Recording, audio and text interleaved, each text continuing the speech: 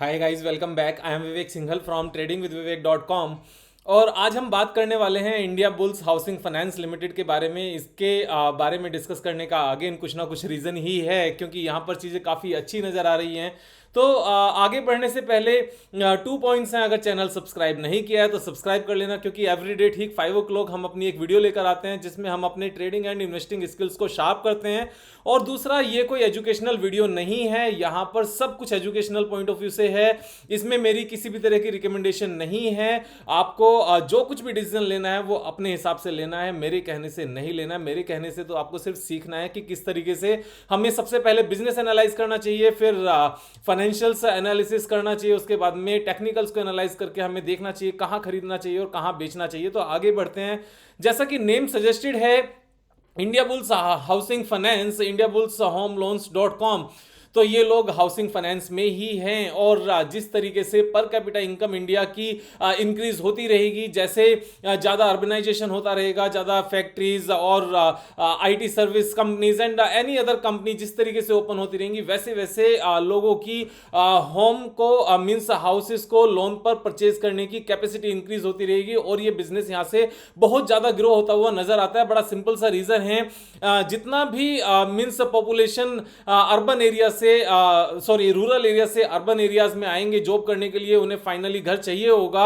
Sooner और letter वो घर जरूर बनाएंगे। उसमें कोई ज्यादा लोन लेता है, कोई कम लेता है, और means very rare people are there जिनको लोन लेने की जरूरत नहीं पड़ती घर बनाने के लिए अर्बन एरियाज में, क्योंकि इंडिया में रियल एस्टेट काफी महंगी है। इन सब चीजों को ध्यान में, मीन्स पर कैपिटा इनकम के कंपैरिजन में जो रियल एस्टेट का प्राइस है वो बहुत ज्यादा महंगा है, तो यहां पर लोन की रिक्वायरमेंट पड़ती ही है। तो ये एक ग्रोइंग बिजनेस है, उसमें कोई डाउट नहीं है। और जहां तक मार्केट लीडिंग की बात करें तो ये अच्छे खासे प्लेस पर हैं सेल्स के कंपैरिजन में। अगर हम यहां पर देखें तो थर्ड नंबर पर आते हैं, एचडीएफसी सबसे टॉप पर है। अगर हम क्वार्टरली सेल्स की बात करें, उसके बाद एलआईसी हाउसिंग फाइनेंस है और उसके बाद में इंडिया बुल्स हाउसिंग फाइनेंस है। तो ये थर्ड नंबर पर आते हैं सेल्स, क्वार्टरली सेल्स की अगर हम बात करें यहां पर। और प्रॉफिट प्रीवियस 12 मंथ्स की अगर हम बात करें तो यहां पर ये फोर्थ नंबर पर है, हुडको उससे थोड़ा सा ऊपर है। और net profit for last 12 months की नेट प्रॉफिट, ये प्रॉफिट प्रीवियस 12 मंथ्स है, ये नेट प्रॉफिट 12 मंथ्स का है यहां पर। तो ये फोर्थ नंबर पर है उस पॉइंट ऑफ व्यू से। तो चीजें यहां पर अच्छी हैं। अगर क्वार्टरली रिजल्ट्स की बात करें तो क्वार्टरली रिजल्ट्स भी इनका फोर्थ नंबर पर है, हुडको का सेकंड पर है, जबकि मार्केट कैपिटलाइजेशन में हुडको 6 प्लेस पर आती है। लेकिन ये यहां पर सरकारी कंपनी है, वहां पर गवर्नमेंट का अलग रोल है। हुडको भी इस प्राइस पर अच्छा नजर आता है, लेकिन बाकी अगर हम चीजें यहां पर कंपेयर करें तो एक इंपॉर्टेंट पॉइंट ये है कि LIC housing India bulls housing finance DHFL के साथ थोड़ा सा यहां पर चर्चा में आया था, न्यूज में आया था कि यहां पर गवर्नमेंट मींस गवर्नेंस का इश्यू है और गवर्नेंस उतना अच्छा नहीं है। लेकिन उन सब चीजों को अगर साइड में रखा जाए, साइड में रखने की मैं बात इसलिए कह रहा हूं क्योंकि अगर चीजें खराब होती है ना तो यहां पर नेट प्रॉफिट लगातार नहीं आते। ये one of the few companies हैं जो चर्चा में आई, लेकिन उस चीज के बावजूद भी शेयर प्राइस तो मींस ऊपर से नीचे आ गया, लेकिन जो नेट प्रॉफिट है वो सिर्फ और सिर्फ यहां पर पैंडेमिक के दौरान ही इतना नीचे आया। उससे पहले थोड़ा सा कम हुआ और कम होने के मैं आपको रीजंस भी बताऊंगा, लेकिन पैंडेमिक के बाद चीजें वापस से ठीक होनी शुरू हो गई। अभी पिछले 4 क्वार्टर की बात करें तो 300+ करोड़ का यहां पर नेट प्रॉफिट है। 4 क्वार्टर का यहां पर नेट प्रॉफिट अगर काउंट करने लगे तो ऑलमोस्ट 1600 ये यहां पर नेट प्रॉफिट नीचे है, वो प्रॉफिट बिफोर टैक्स है। तो 300 करोड़ का यहां पर एवरेज आता है, 1200 करोड़ के आसपास का नेट प्रॉफिट है। टोटल 12 मंथ्स का जो नेट प्रॉफिट में यहां पर ईयरली रिजल्ट्स में रिफ्लेक्ट भी होता है। तो एक भी क्वार्टर ऐसा नहीं है, इवन दो जब मार्केट में पेंडेमिक था, यहां पर पैसा नहीं मिल रहा था, मोरेटोरियम था गवर्नमेंट की तरफ से, अलाउड था that you can not ask for the EMI for 6 months. अगर सामने वाले को पे करना है तो करेगा, नहीं करना है तो नहीं करेगा। उस चीज के बावजूद भी यहां पर चीजें ठीक हैं। मोर ओवर यहां पर जो ग्रोस एनपीए है उसने इतना ज्यादा इंक्रीमेंट यहां पर नहीं लिया और नेट एनपीए मेंटेन्ड है एज सच। तो चीजें यहां पर अच्छी हैं, फाइनेंशियल्स अच्छे हैं, फाइनेंशियल्स में एज सच बहुत ज़्यादा इंपैक्ट नहीं आया है। और अगर हम यहाँ पर बैलेंस शीट की बात करने लगे तो जो यहाँ पर नेट प्रॉफिट कम होने का रीज़न भी है, अगर हम मार्च 2020 की बात करने लगे ईयर एंड की, यहाँ पर थोड़ा सा नेट प्रॉफिट कम हुआ। इसमें मार्च 2020 का क्वार्टर भी है जहाँ पर इमीडिएटली एकदम से नेट प्रॉफिट कम हुआ। तो ये जो पैंडेमिक वाला लॉकडाउन वाला क्वार्टर था, यहाँ से स्टार्टिंग हुई थी। यहाँ पर एक इंपॉर्टेंट पॉइंट ये भी है कि जो इनकी बोरोइंग्स है, जो लैंडिंग कैपेसिटी है इनकी, जो 1,11,000 करोड़ के आसपास पहुंच गई थी, 1,11,000 68,000 करोड़, इन्होंने रेड्यूस करके उसको 68,000 करोड़ तक कर लिया है। तो यहां पर 30-40% का ये फॉल भी है लैंडिंग कैपेसिटी में। तो जब लैंडिंग कैपेसिटी यहां पर कम होती है तो नेट प्रॉफिट भी उतना कम होना एक जायज सी बात है।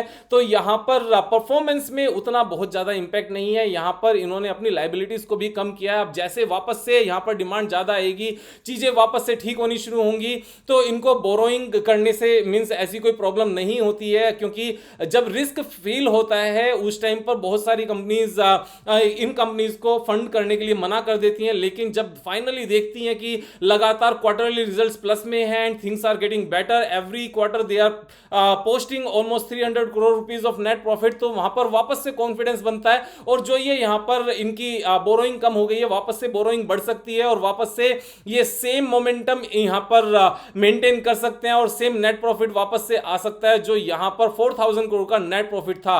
अगर हम वापस से इसी फिगर पर पहुंच जाते हैं, क्योंकि चीजें उतनी बेकार नहीं हुई और वापस से कोशिश की जाती है चीजों को वापस लाने की, और 4,000 करोड़ का अगर नेट प्रॉफिट आना शुरू होता है, तो आप यहां पर समझ लो कि पूरी कंपनी कितने की है। पूरी कंपनी सिर्फ और सिर्फ 12,000 करोड़ की है। तो अगर हम फॉरवर्ड पीई की बात करें और चीजें वापस से नॉर्मल हो जाएं, तो 3 के पीई पर ये पूरी कंपनी मिलती है। More over, one more important point, the book value of this company is 349 crore and the current price is 262। book value is 349 rupees per share and the current value of the share price is 262। तो यहां से ये काफी नीचे, यहां पर ऊपर जाने का स्कोप काफी है। तो 349 डिवाइडेड बाय 262, तो यहां से 33% तो ऊपर यहां से बुक वैल्यू ही है। एंड बुक वैल्यू से डबल पर चलना अच्छी कंपनीज जो फ्यूचर प्रोस्पेक्ट जिनका काफी अच्छा हो, वो एक आम बात है। उसमें ये सोचना बिल्कुल गलत होता है कि बुक वैल्यू तक ही चीजें जाती हैं। ये सरकारी कंपनी नहीं है, ये प्राइवेट कंपनी है। और प्राइवेट कंपनी को एक तरीके से जाना जाता है कि पास्ट में इस कंपनी ने ग्रो किया था क्या, क्योंकि जो कंपनी पास्ट में ग्रो कर सकती है ना, वो जब थोड़ा सा टर्मोइल आए उसको झेल जाए और वापस से ऊपर निकलना शुरू करे, तो मींस वापस से मोमेंटम उसका एकदम से बन जाता है। तो यहां पर रेवेन्यू अगर 2013 में 4,730 करोड़ था, now this is 17,000 crore. So it had grown to 4 times in just 6 years. तो 6 ईयर्स में 4 गुना होना रेवेन्यू का, एंड नेट प्रॉफिट का भी ऑलमोस्ट 3.5 टाइम्स या 3.5 टाइम्स होना। ये बहुत अमेजिंग जर्नी होती है नेट प्रॉफिट की। 1200 करोड़ से 1500, 1900, 2300, 2900, 3800, 4000 करोड़। तो कंपनी को ग्रो करना आता है।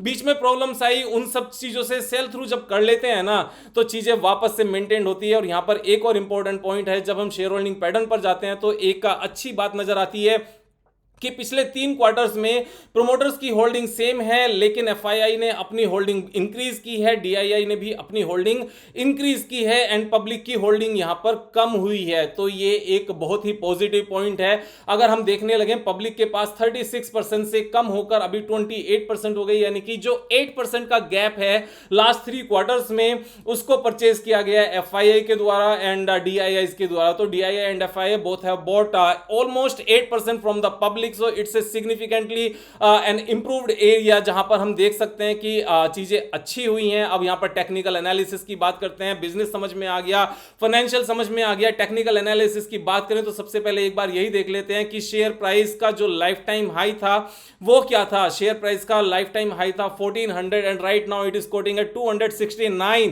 सो from 269 to 1400 the gap is 422%, 425%। तो यहां से 5 टाइम्स होने का सीधा सीधा इंपैक्ट है, सीधा सीधा पोटेंशियल है यहां से। तो ये एक बहुत बड़ी बात है, ये छोटी बात नहीं है। इसके साथ में अगर हम एक और टेक्निकल पॉइंट की बात करने लगे, तो यहां पर ये एक कप विद हैंडल पैटर्न बना हुआ है अच्छा सा, और बिल्कुल neat and clean cup with handle pattern है। तो ये एक कप विद हैंडल पैटर्न इस तरीके से है। हम अगर इसको यहां से डिलीट करें तो पहले एक कप विद हैंडल पैटर्न उससे पहले भी बना था। मैं आपको दिखाना चाहता हूं ये कि यहां पर इस तरीके से ये कप बना, उसके बाद हैंडल बना, किसी रीजन से वापस से नीचे आ गया, लेकिन ये सिर्फ माल भरने के लिए नीचे आया, सीधा वापस उठाकर ले गए। तो इस केस में मैक्सिमम जो इसकी डेप्थ होती है, डेप्थ को यहां तक रखो, नेक लाइन जिसको कहते हैं, और यहां से ऊपर प्लॉट करें तो हमें सीधा सीधा इसका टारगेट नजर आता है, जो टेक्निकल टारगेट होता है। The technical target is 375, right now it is quoting at 269। तो 269 से लेकर 375 तक भी अगर देखें तो 40% का यहां से पोटेंशियल गेन है। बुक वैल्यू भी ऑलमोस्ट इतने के आसपास ही है,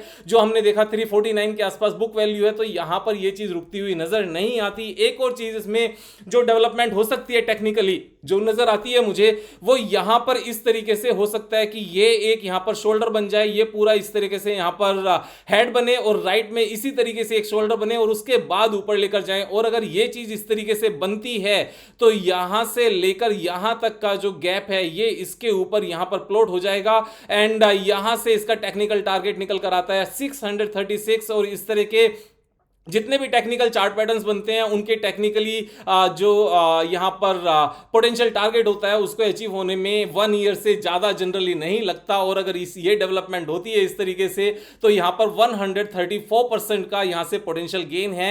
जो मैं डेवलपमेंट की बात कर रहा हूं ये कुछ इस तरह का है कि यहां से ये पहले शोल्डर बना, फिर उसके बाद में ये हेड बना, हेड बनने के बाद में वापस से शोल्डर एंड शोल्डर के बाद यहां से ब्रेकआउट, ब्रेकआउट के बाद द टारगेट कुड बी 636। ये सारे टेक्निकल टारगेट्स हैं। मैं अपनी समझ से बाय करूंगा, आप अपनी समझ से बाय करना।